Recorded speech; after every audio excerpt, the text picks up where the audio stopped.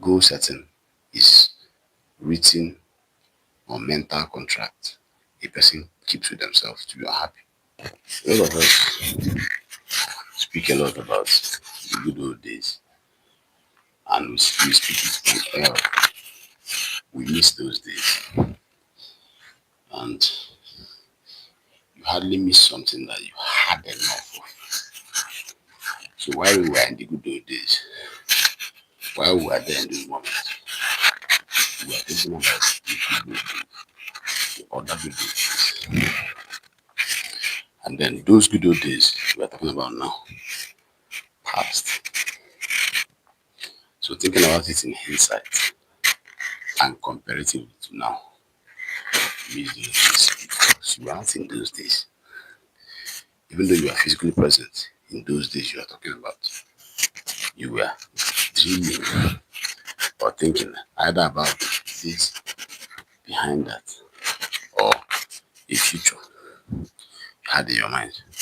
So you missed out completely in the now. So by the time we got to where we are right now, we are now lost in after those days. Because we're comparing now, seeing that I feel better than now. You know. So continue doing this. That's the reason why life will not get any better. It's two groups of people in the world. People who set goals for success, people who have visions and dreams. There's another group, people who just wake up and leave. Life will not get better for any of either of them. But the person who is setting goals, goal setting is written or mental contract a person keeps with themselves to be unhappy until they get what they said they will get. And those little pseudo unhappiness, or it looks like conjured or fake unhappiness over time. A lot because you keep moving the goalpost. You're chasing a dream and then you get the dream. And you don't have up to 30 minutes or 24 hours or 72 hours to savor what you've achieved. You set a new one, then you set a new one, and then you set a new one. So all those micro unhappiness scattered all over adds up over time and can come together and feel like true happiness, especially if you're not paying attention to what's actually going on. What I'm talking about right now, you know. So this is the reason why it looks like it is an infinite chase. We're the ones who are doing it. You know, we're trying to score, and then once we score, we'll move the post, and then we'll try to score again, and we'll move the post. You know, and it makes us better, but we're not aware we are getting better.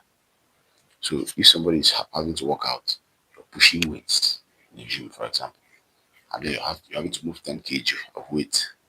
You know, after a while, your muscle grows to now find it easy to move 10 kg. Guess what happens next? Everybody says move to 15 kg. You know, at the moment you add that weight, the muscle starts struggling again. So the struggle to overcome 15 kg in and of itself, just under it, doesn't feel very good when you're doing it. You know, and then you overcome 15 kg because you have become stronger and you can deal with that. Guess what you do next? You go to 20 kg and put yourself back in that state of struggle. So you can see that life has not become better for those muscles. But when you look at what you have gained from pushing those weights and incrementally increasing the resistance, you have gained muscle, you are all improved. But the feeling of happiness probably did not show up because each time you have to overcome weight, there's an uncomfortableness and a struggle. So this is what has created what I just said. And this is what has created what you have always felt. As if you're looking for, searching for happiness and it's never coming. The reason is because you're chasing life as you should, but you're not paying attention to what's going on. So now that you know what's actually going on, how do you actually find happiness while this is going on? The other group that just wakes up and lives life, goes to bed, wakes up and lives life. It's a dangerous place to be because you're going to be suffering the irresponsibility for that. The responsibility or irresponsibility. Your life has no you don't have control over your life. You hope that the next man was responsible and I don't suffer any repercussion. So you really can see how this person's life will get increasingly worse, you know, as they go forward because of the uncertainty they've subjected themselves into. All of us are subjected to uncertainty to a level, but for certain people, it's just, you know.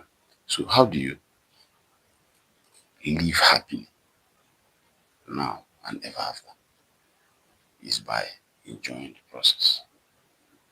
So, that's why it's very important to put yourself inside things that you have some strength, some talent, some gift in, so that you're almost sure that you're in your purpose or your calling.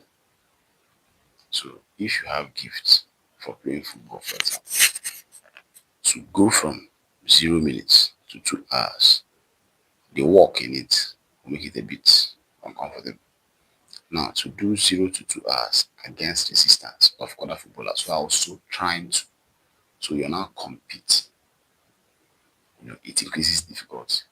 Then the reality of the fact that the person you're competing against may be slightly better than you because they do certain things better, because the team is better, they better understand themselves, and then they win the game also increases the difficulty.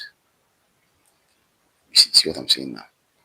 But again, the person who is playing the football, who has talent to play football,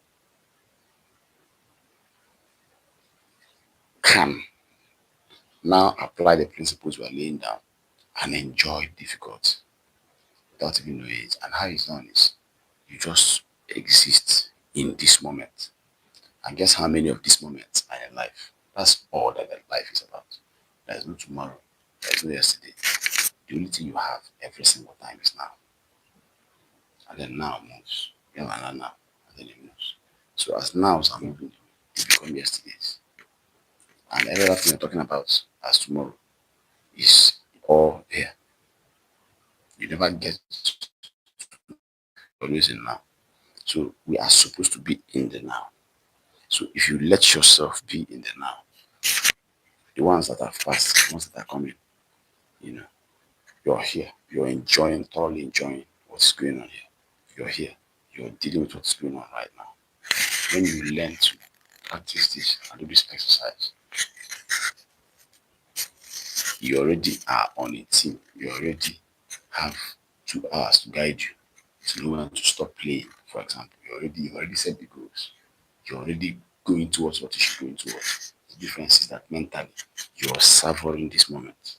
That is the key and secret to happiness.